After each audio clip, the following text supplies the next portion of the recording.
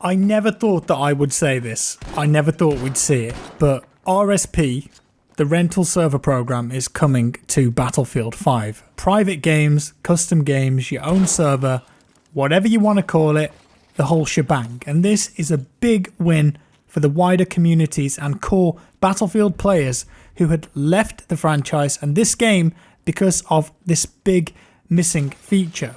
But just a few moments ago, DICE revealed with a community broadcast the following information, and there is some really great stuff in here that surprised me, some features that I just didn't think we would see. So what we're going to do first is go over the highlights and kind of react and the implications to those. So we've got confirmation that RSP is coming to BF5 and work is already underway on it and has been for a little while, and this is an evolution of RSP. RSP will now be rebranded as Private Games within BF5. It's coming after this summer, so I'd guess September release date, something like that. It will be available for all Battlefield 5 players, so on any platform, and get this, the base level of the Private Games tools will be free for everyone. So we're going to take a look at the intricate details now. So Private Games will come out after summer to everyone that owns BF5, and they will develop and evolve over time. And this is the kind of stuff that we're going to get on the first release. So Private Games will work by granting you the ability to create your own Battlefield 5 server directly from the main menu, or this is awesome, through a browser via a new web service that they're creating for Private Games. So if you ever rented or hosted a server in the past, usually it was much easier to do it from a third-party program like Procon or Archon or whatever it was. But now it's going to be in-game and also on a web browser. So awesome. And I think for console players too, that could be really handy. Now, if no one is active on the server goes away. Okay, interesting. That could throw up a few problems, but they say don't worry, the server configs are saved locally, and that will give you the ability to start a new private game or switch between various server setups will be available. So if your server goes down because no one's playing on it, it's not active, you'll be able to save the config that you had loaded on it, whether that's the map rotation or whatever the rules, and load that back up straight away. The servers that you create will be located at the closest ping site to you and will be placed within EA and DICE's own server infrastructure, so no third-party servers here. You get them directly from DICE and EA. Again, there will be no cost for the base level of Private Games tools. It will be free for everyone. So what is in the box in the first phase of Private Games? Well, they've included some must-haves in here, as well as admin tools that will let you control your own server. So, core functionality, here we go. Create private games from the main menu. Set custom name for the server, so you could call it the meme wagon or whatever you wanted. You can set the description for the server. You have the ability to password protect the server. Brilliant, that's an absolute must. Control what maps are used within the map rotation. So, if you're an absolute mad lad, you could have Hamada 24/7. Do not recommend. Control what game modes are available. Do you love Conquest? Do you just love Grand Operations? Maybe you want to mix, I'm not sure how that would work. You can control the amount of players needed to break pre-round. So let's say you're a content creator or someone that just wants to look around the map and take screenshots or search for Easter eggs, then you should be able to set the player count to 0 or 1 to start the round by yourself. Wicked. BF1 didn't have that. It needed it. BF5 will have that. You'll have the ability to kick players from the game, control what classes are available if you want a sniper limit, control what weapons are allowed, control if vehicles are allowed, control if the kill cam will be displayed. You'll have the ability to turn friendly fire on or off, and there's some hardcore, let's call it, settings here. Ability to turn regenerative health on or off. So I suppose you could just negate attrition if you wanted to and have a BF5 no attrition server where you always regen to full health. I think that's what that's saying there. You can change soldier dog tags as visible or not. You can enable or disable a third-person camera view. What? Does that mean just in the spectator mode, or does that mean in the game? Can I play third-person Battlefield 5 now? Because if that's true, that's a mind-blowing moment right there. I'd love to try that out. But it could also be referring to the vehicles, because of course you can have third-person camera in vehicles. But come on man, third-person Battlefield, let's give it a go. The ability to enable squad leader spawn only, so if you're more of a BF2 fan, Boom, squad leader spawn only. Enable or disable aim assist. Enable or disable aim assist cooldown and auto rotation. If you're a console guy, you want to have a server where there's no aim assist, boom, you got that. You can control bullet damage scaling. So I think that's just the amount of damage that weapons do. Again, maybe a hardcore thing. You can control the game mode ticket scaling.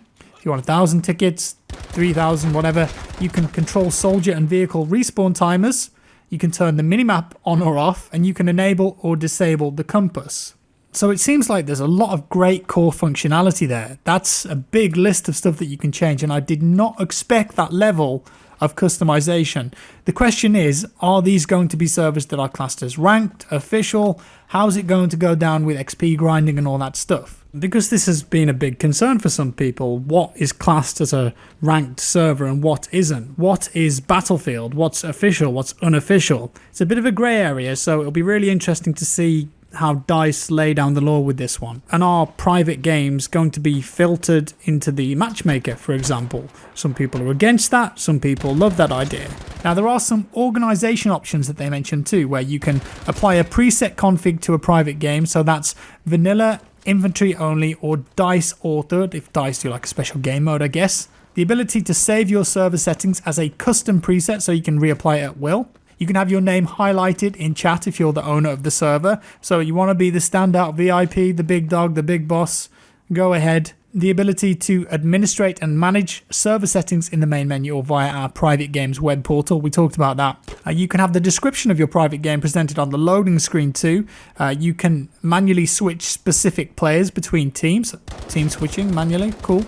And an option to report private games in the advanced search screen. So I guess if someone is abusing the system or it's just a really toxic server, I don't know what that's for, but that's there. And they say that this is just the beginning, and DICE will be following up with further updates such as creating and managing lists of moderators, VIPs, banned players and more. So VIP list, if the server's full, well, you're a VIP, you can get on in there. And then they finish off this post by talking about something that they're calling the Community Development Initiative. What is this? Well, simply put, it's building features and improvements in partnership with the community. So working hand in hand on BF5. And one of the core benefits of utilizing this new initiative for private games is that it will allow DICE to build features directly alongside the player base. As they progress further down this road, they're going to be engaging more with the community as to what you want to see included in private games, because they say that they know this is a subject that the players are deeply passionate and they care about it a lot, and they're extremely grateful for when we give feedback back to them. So if there are any features missing that this new private game system really needs, they'll be listening and hopefully developing them and putting them inside the feature set, which is cool. And I really hope that they keep their word on that, because I'm sure in this list there's already a few features that I can think of that this would need. They say they're going to do more dev talks in the future too, so everyone is kind of kept up to date on what to expect and when to expect it.